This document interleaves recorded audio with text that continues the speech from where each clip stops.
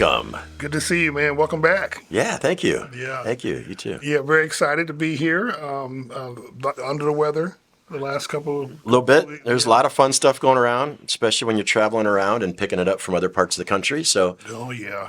yeah. Where have you been the last well, couple just most recently I was up in Cleveland, which I got to by way of Chicago and by way of St. Louis on the way back. So, Okay. you're just kind of touching all over the Midwest. But yeah, the greater Cleveland area, it was actually 20 degrees warmer in Cleveland than it was in Omaha. Wow. So that's great. But before we get too far, right, welcome to Real Talk. I'm Ed. I'm Eric. All right. Welcome back. Good to see you. Right.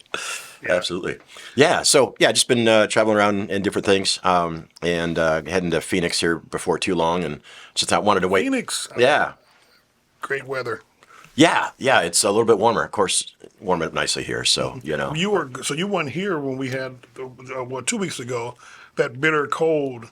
I escaped to the great northeast mid-Atlantic. I don't know what Cleveland is. But yeah, no, I was in the balmy 20s when you guys were kicking it at about 10 below. 20 seemed like a heat wave. Mm-hmm. Yeah. Yep. Well, hey, one of my favorite topics. Mm-hmm. We want to. I love the fact that God knows everything and we don't. Mm-hmm. Yep. But I do love the thoughts of the things that He said in the Bible that give us a guideline. Mm-hmm. We've been teaching on the subject over the last several weeks called "Making Love Work." Okay. Making Love Work 2.0. I've talked about the series before. For years, and it's just keep coming back.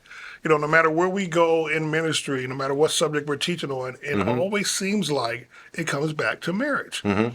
And you and I haven't had a chance to connect here over the last week or so because of you being sick. But Yeah. I feel like this stuff is universal, and I feel like as men, let's let the Holy Spirit lead us, man. And once again, I don't know everything. So I'm claiming I don't know everything, but I would love to hear your take and give my perspective on some of these things that most common questions that people are asking about love and marriage. Yeah, But absolutely.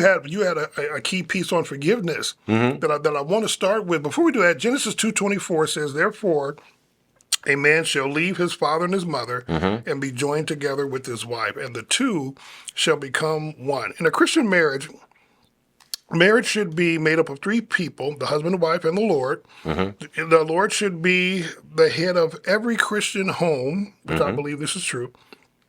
The unseen guest at every meal, and the silent listener at every conversation. Marriage is God's idea. I really believe that. And I heard a guy say a couple of weeks ago, he says that the family, being married and the family that comes along with it, part of the reason why he believes that Satan hates marriage so much because there's a oneness in marriage and in the family that he can never get back again. I was like, whoa, right? Yeah. But hopefully over the next several weeks, we want to deal with why do we think marriages fail? And I'm not saying that, like I said, I have the answer. We have the answers to everything. But when I've been in youth ministry for over 40 some years, and especially from the young boys, the common theme is dad's not home. And so where does that come from? That comes from broken relationships, broken marriages, and those type of things. Right. But I'm excited, man. I had a conversation with another group of young men, and this will be a good way to kick it off. He says, marriages, I'll say it the way I heard it. He says, marriages are for the Stone Age. He said, today, marriage don't work anymore. I said, well, why do you say that? He says, because people are too selfish to be married. Right. Yeah. So kick it off. Yeah. People are too selfish. Well, first of all, how long have you been married? 21 years. 21 years. It's great. And I, from my perspective, I would say the last few years have been the best few years, which maybe isn't traditional. Maybe a lot of folks, maybe their first year or two is the best, and then it goes downhill from there, right? Maybe it's just because it took me a long time to learn how to properly love my wife or be a good husband. I don't know. Maybe I'm just a really slow learner. I thought I was great the whole time, but I'm pretty sure she would say, no, I wasn't all that good. But I think a lot of it, honestly, is, there's a lot of different reasons and what God's kind of shown me over the years. But a lot of it coalesced for me in the last few years that I've been joining your group on Wednesday night at Dayspring is just because we've been talking about the topic. And it's helped me. It's one thing to know what you think. It's another thing to say what you believe, and it's then another thing to measure that against if you are living that out. Say that again. I Right. like that. I like So, that. well, I mean, you think something like, oh yeah, I'm really good at marriage. I know what it takes to be a good husband or a good wife. I'm the best, right? You can think that, but then why do you think that? Then you say, okay, then it's another thing to say what you believe. Okay, now articulate it. Why? Well, because I love my wife, and God says, husbands, love your wife as Christ loved the church, which means 100% selflessly foregoing all of your own desires, selfish ambition, right? Putting it all aside. Absolutely zero of what I'm pursuing is what I want. It's 100% what is good for my wife. That's love. Sounds crazy. We can unpack it.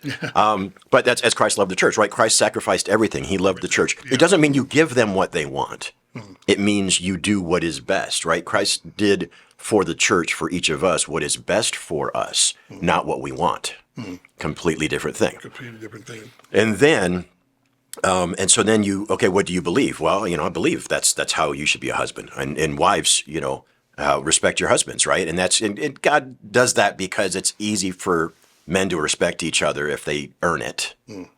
It's not easy for men to love each other, right? Necessarily. And then when it comes to men and their spouses, love is not natural for man, right? That's the theory. That's what I've derived from why the Bible splits that up. Women, the opposite. It's much easier for women to love. It's much harder for women to respect. Yeah. Women will tear folks down super easy, right? And hold on to it. And that's why I think the word says, guys, you got to focus on this. Gals, you got to focus on this. That's interesting. I love it. Yeah. We were when you're going to get a job. Yeah. You found your dream job, right? And it's going to pay you more money than you ever made in your life, right? Yep. When you fill out that application, whether it's online or in person, you don't just go to that company, turn that application in, and they just give you the job. Right. What they do, they said, okay, we're going to bring you in for an interview process, right? And of course, you've interviewed people, you set people down, you've hired people, and those type of things. You would never, is it true? You would never hire a person unless you set them down and gotten to know them a little bit more, ask hard questions, do your background check. In some cases, you call references, places that they worked before. Right. You do that because why? You want to get the best person in your company Right. to work for you, right? Yeah. Question: why is it do you think? Why don't we do that when we plan on getting married to somebody? Right. And I was talking to the guy. They said, "Well, hey, we need to start doing interviewing process." And they look like, "What do you mean do an interview process?" Yeah. I believe. No, and don't get me wrong. If you're interviewing me for a job, I'm going to tell you everything that I think you want to hear. Same thing true if you're talking to somebody that you're possibly wanting to get married to. Chances are I'm not going to tell you the bad of me. I'm going to tell you all the good. Yeah. Right? I got a question for you. They said, okay, if you're a believer and the person you're about to get married to is not a believer, well, the first interviewing question is, the Bible, it says, do not be unequally yoked together with unbeliever. Right. Talk about that. Yeah. Well, yeah. I mean, I with my own daughters, first question I have asked them over the last few years, whenever they see a boy as cute or more so, I don't know, whatever you want to say these days, I was asking, hey, does he love Jesus? Right. Yeah. Now, whatever, depending on at what age they're at and depending on the level of seriousness of our conversation, Dad, come on, but it is important, right? I mean, so the difference between jobs and marriage is that the heart tugs harder on relationship than it does on work. Absolutely, there's emotional aspects to job, but yeah, I mean, to your point about the job, if you're going to do a basic hourly job working at a fast food restaurant or a convenience store or something like that, there's a minimal amount of that effort that goes into it. But if you want to get a executive level job, if you want to have something 3, 4, 5, 10 levels up from the bottom, right? Not only is it an extensive interview process, references and body of work and the types of questions are much more intense. Typically, you're not getting your foot in the door unless you already know people that know that that's true, right? I mean, it's really hard. And yes, there's all sorts of things with labor laws and all that jazz. But when top level openings come along, it's just like in coaching. right? Rarely does an athletic director lose a head coach without knowing who the next 3 or 4 head coaches that he wants in that job are going to be. Makes sense. Called succession planning.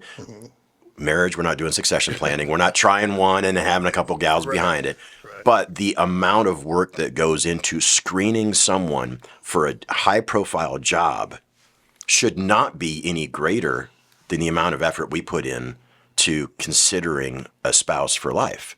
If we respect marriage as something that is for life. So are you saying here, Eric, teasing you, that I can't look at a woman and say she's beautiful, let's get married, Well, you can. and not know much or little than much about her?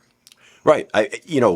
You can. Or should- You're inviting interesting opportunities after the marriage to see how things navigate. But this is where courtship, right, in theory, comes from. We can go way down a crazy old-fashioned rabbit trail. But, once you get to a certain age, dating is a waste of time.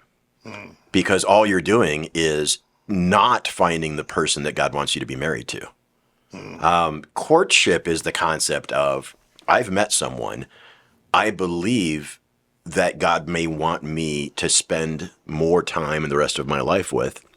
They believe the same thing. Now we spend this 3 to 15 month time period going through, wow, how do we see things like kids? How do we see things like money? How do we see those things? Do we both want to pursue what God wants for us? Do we want to be that triangle with God as the part where us together as that triangle are far more stable, right? A triangle has a wide base and is very, very stable in a storm, whereas an individual standing by themselves can get blown over, right? That kind of concept. Is that where we want to go? And that provides a most solid foundation. Now, candidly, that's not how I got married. So there's absolutely hope for those that find themselves married without going through what I would consider to be the most ideal interview process. But doing that process does help weed out things that are a huge hassle down the road. At the same time, it's not a clinical thing, right? You just don't go and you're like, okay, well, this person checks these 12 boxes, so I guess we're going to be compatible for life. That's not how it works either. And so marriage, but it's just the emotion of love is so overwhelming that it's just really difficult. And then to that individual's point that you referenced earlier, the concept of selfishness, what I want. And it's so easy to paper over selfishness and accommodate it in the early stages of lust, masquerading as love, because you're in pursuit mode. And pursuit mode, that's when you hear all the horror stories of then as soon as you get married, you're like, that's not the person I married. That's right. And, that's the pros and cons of the concept of forever. So yeah, we absolutely need to talk through the practical aspects to tee us up for success. There's no perfect marriage. We know Right. that's true because we're imperfect people, right? When you travel down that road of being in love, listen, as men, we're talking about love. You may go, right. you may have a good season of everything is wonderful and everything is great, and then you hit the rocky parts. It seemed like, hey, we went from I can't get enough of you, seeing you, talking to you, being around you, to where I can't stand you. I don't want to see you. You know what I mean? You get on my nerve. Yep. How do you think people? Okay, I don't know. I guess you can say the believers concept with God as our authority, our final authority, and then the people that are not. How do you, when there's hurt and there's offense, how do you navigate through when there's unforgiveness there? When okay, I've been tallying a sheet for how many times you made me mad, or the things that times when you were insensitive, or times you wasn't thoughtful, and 3 years ago you hurt my feelings when you said or when you did. Right. How do you talk about unforgiveness? Your thoughts on unforgiveness, and how do we navigate through the web of unforgiveness? Yeah. Well, I mean, I think that's probably the single biggest reason why my own marriage, I think, has gotten so much better over the years. And look, my wife's wonderful. It's been 21 great years. The way I have recognized how slow I am to forgive, and how I have not comprehensively understood or handled the concept of unforgiveness myself, dealing with that has dramatically helped at least how I perceive and engage in my own marriage, which then I believe has freed my wife up in kind. And so what I mean by that is, so Matthew, there's actually Matthew 16 and Matthew 18, both have, Jesus in both sections says, whatever is bound on earth is bound in heaven. Whatever is loosed on earth is loosed in heaven. And in Matthew 18, we're talking about forgiveness specifically. And if a brother is to offend you, right, you go to them. And if they don't listen, you take another. And if they don't listen, then you do so through the church. And there's this concept of unforgiveness in the church and unforgiveness among believers, because last thing you want to have, you don't want to have God's will and word interrupted by disagreement between individuals who both claim to love the Lord. Right. And so that is a Platonic corporate church kind of mindset. But that then carries in, and this is where Matthew 18 and 18 really specifically is saying, if you do not forgive your brother, you are binding them to their sin, whatever sin it was they committed, and you are not letting them be freed from it. So your bitterness, your unforgiveness is constraining them spiritually. Now, can God still release them from it? Yes, sure. But it is a very clear explanation that we have the authority to free someone from the obligation of their harm to us by simply forgiving them. And that's the binding and loosing concept in Matthew 18. And then, so that's Platonic, but then you apply that to a marriage and say, well, wait a minute, especially since the two of you are one, according to the word for those, right, who are married, how can you bind yourself, your spouse, which is part of the same married entity as you, right? How can you hold any unforgiveness against your spouse? Because you are constraining them, you're binding them to the sin of your unforgiveness, and you're not letting them out of it. Just because it makes you feel good? Because that's the reality is that's why it used to take me a good solid week of punishing my wife with silence and kind of stern looks and things when she would upset me. You did that too. Oh, man. Yeah. That was my go-to card. Whenever I was not a yeller, cusser, hitter, most definitely none of that. But I would punish her by not talking to her. Right. I'm angry and I'm upset, and you should know that I'm angry and I'm upset. And for the next week, I'm not going to talk to you. Right. And that for her, that would really bother her because she was, oh, let's talk. Let's even if we have to, it's uncomfortable. We have to argue. Let's talk it out. No, I don't want to talk to you right now because my pride is hurt or my feelings are hurt. And so for the next week, I'm going to punish you. And I want you to know every time you come in the room, and this is childish, man. Every time you come in the room, by me sitting here, I should have did like when I was 6 years old, put my arms, fold my arms, and just puff my jaws out and just say, I'm mad, right? Right. Dude, stop. Yeah. Stop. And you should know why I'm mad. You should know why I'm mad, and you should come. All the time I'm thinking, I wish she would come over and talk to me. Yeah, I wish she would come over and just say she's sorry. And it's like, dude, grow up. Right. You know, it's like, yeah. So I love that. I love that. But yeah, punishing in silence, I think. Right. Yeah. Yeah. I mean, it's just so childish. And it starts with accusation. So what happens is something doesn't meet our expectation. And so then we immediately accuse in our mind our spouse of having an ill intent behind something they did or didn't do.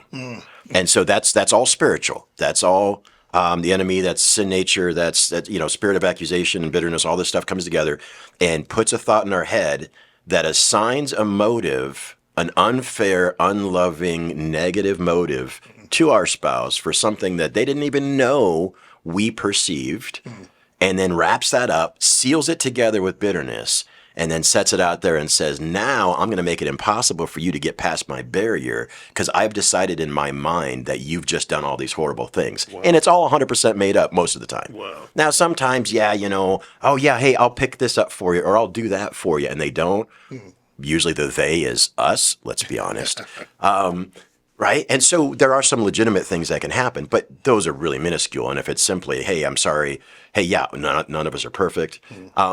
But yeah, that's the hard part. And so it used to take me a week of doing that. And then now I've gotten to the point where most of the time it's hours or less because you just got to recognize, well, hold on, wait a minute. This is all me. Even if she did say something disrespectful, which she doesn't. Even if she did miss something, it's probably a lack of communication on my part, right? And even if it's not, it doesn't matter, right? None of these things are life-threatening, Yeah. and so just forgive and move on. And then that's where Matthew, 18 really, it's just, we could talk, for hours to dig deeper on that concept, but it's just because we are a spirit that has a soul that lives in a body, because we fight and wrestle not against flesh and blood, but powers and principalities, right? Meaning that which we have in this tangible world is important, but it is not the determining factor on any of this, right? Spiritually, we're created in God's image, spiritually, right? That's why it's so important to forgive, so that you are not spiritually binding the other individual in your marriage to something that they probably didn't even know that upset you. So what you're saying is, which I love, you made the argument why you shouldn't marry a non-believer if you are a believer, because God governs the believer, and all of this becomes our reality, our guide. Right. When you don't have that, then what's the opposite? Everything you're saying here, the opposite of that is the selfishness, Right. the pettiness, and all those type of things. At what point do you realize it's me? Yeah. You know what I mean? It's like, when you're in counseling, I'm sure you've gone through this. When you counsel people, they'll come in and they'll give you the whole book about their spouse, and these are all the things, and this is the saying, this is all of that. At what point do you feel like, husband or wife both, that it's not him, Right. it's her, or it's not? It's not him, it's me. Right. Right. What does that look like to recognize or Yeah. take responsibility to own up to who you are as a person? Right. You understand what I'm asking? Yeah. I mean, well, that's the thing. I mean, newsflash, if you're married and there's a problem, it's you, right? I mean, that's the bottom line is you have to look at it that way, and not in a self-defeating, not a I'm never going to be good enough way, but you can only change yourself. Oh, say that again. Yeah. Say that again. I mean, this is not about beating yourself up. This is not about saying you're not worthy or you'll never achieve or you'll never be good enough. It's just none of us are perfect, and you can only change yourself. Are you saying to me that I don't have the ability to change? I'm teasing. Right. Right. I don't have the ability to change my wife, my kids, I can only, Right. I only can change Edward. Right, and that's one of the challenges. It's one of the reasons why people that get divorced again, because they still are married. They still have themselves, right? And if they haven't fixed whatever it was that was the impetus. And again, exceptions, abuse, and things. All that aside, this is just normal, no fault, convenience, selfishness, which I think is a huge percentage of why relationships fail, because of selfishness and self-centeredness, right? And so, so you can only fix yourself. And then, so I am a husband. I'll only ever be a husband, right? So I can't, while I can say what the word says about what wives should or shouldn't do, right? I can do that, but I can't do that from personal experience. So I'm more prone to looking at, all right, what should husbands do? Because I am one, been one, right? Okay, great. And so I would say it's 100% incumbent upon me, 100% my responsibility to identify how I am causing issues in the marriage. Now, that doesn't mean that my wife is now freed up to just do whatever she wants. Ideally, because she loves me, she's part of the marriage, she takes the same perspective, that it's 100% her responsibility to identify, any major issues and flaws in the marriage and work on them, right? And that's how two people that love each other, two people that want to work together would approach things in a general platonic way for business partners, or something far more important like marriage, right? But yeah, so that's it, 100%. So any issue that's going on in the marriage, okay, God, what is it that I'm doing wrong? Right? And again, it's really hard because the world wants to take that mindset and throw feminism on top and make the woman the most important from a power control standpoint. I would say, as a husband in a marriage, my wife is the most important component, right? I mean, God is, Right. but she's far more important than me. Right. But that's part of love. Right. It's not because she's calling the shots. Right. And it's not a power struggle. It's not that I tell her what to do either. It's just, you have to figure out love is serving someone, Serving, I like that. but not not in a way where they're on a power trip, right? It's just it's weird. It's hard because the world doesn't get it. To your point, if you don't have two Christians, two believers involved, it doesn't work because the other one doesn't understand God's concept of love. They're not subjected themselves to God's concept of love. It's gonna become unequal. It's gonna be a power struggle, Right. and candidly, they don't have the same freedom from forgiveness and salvation, so you're not going to find the same relief in the marriage, right? In our minute and a half, explain that servant thing again. What does that look like? To serve your as we're men, to serve Yeah. our wives. What does that look like? Yeah. Well, it's I mean, number one, you're not performing tasks to get a result, right? That's not service. There are people that serve in different capacities that do tasks to get a result. But love is, I want to serve my spouse because I love them, because they're worthy of my love. Why? Because God said so, right? Because I've committed to them, right? I promised before God, before them, and before friends, family, whoever, that they are for the rest of my life who I am to serve. And it's just but you cannot do that. It's being selfless. It is saying my own selfish desires are not part of the equation in this moment. You know? Man, I mean, if I was watching a program and I'm not married, listening to this guy today, I would want to be married. Hey, our time is almost up, but we will continue this next week. I'm Ed. This is Eric. Thank you for watching Real Talk. And until next week, remember, we walk by faith, not by sight.